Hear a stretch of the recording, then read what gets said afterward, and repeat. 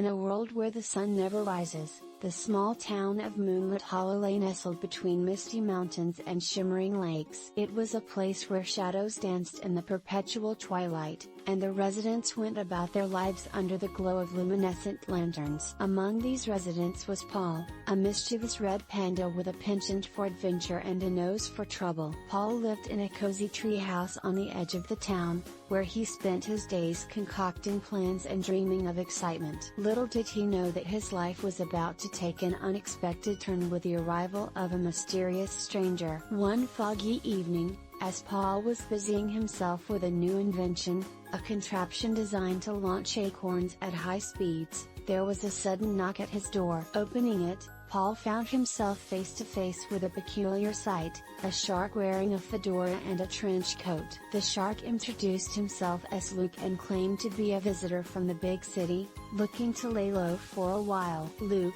as it turned out, was a former gangster who had run afoul of his associates in the city. Forced to seek refuge in the quiet town of Moonlit Hollow, he quickly realized that life here was vastly different from the bustling streets he was accustomed to. The town's quirky residents, with their odd habits and peculiar customs, were a far cry from the fast-paced life he knew. Paul, ever curious and eager for adventure, offered to show Luke around the town. As they wandered through the winding streets, Luke's attempts to blend in with the townsfolk led to a series of hilarious mishaps. From mistaking the local baker's priced sourdough for a weapon to getting tangled in the yarn of the knitting club, Luke's antics soon became the talk of the town. Despite the chaos, Paul found himself enjoying the company of his new friend. Together, they embarked on a series of misadventures, each more outrageous than the last. Whether it was sneaking into the mayor's garden to borrow some prize-winning carrots or attempting to teach Luke the art of tree climbing,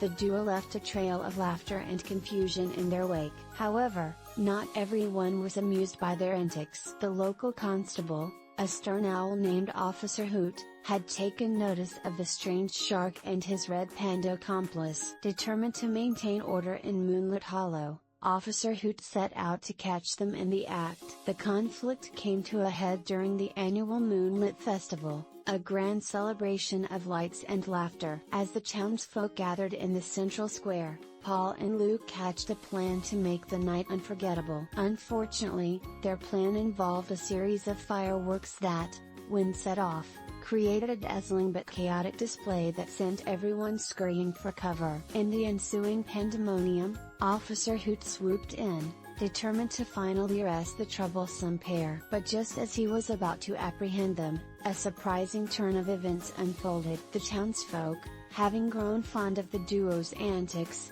rallied to their defense. They argued that despite the chaos, Paul and Luke had brought joy and excitement to their sleepy town. Moved by the townsfolk's support, Officer Hoot decided to give Paul and Luke a chance to make amends. He proposed that they help organize the next festival, ensuring it would be both spectacular and safe. Grateful for the opportunity, Paul and Luke eagerly agreed. As they worked together to plan the event, Paul and Luke discovered the true meaning of friendship and community. The festival was a resounding success, filled with laughter and joy, and the duo became beloved members of Moonlit Hollow. In the end, Paul realized that adventure didn't always mean leaving home. Sometimes, it was about finding excitement in the world around you. And as for Luke, he found a new home in Moonlit Hollow, where he could leave his past behind and enjoy a life filled with laughter and friendship. And so, under the eternal twilight of Moonlit Hollow,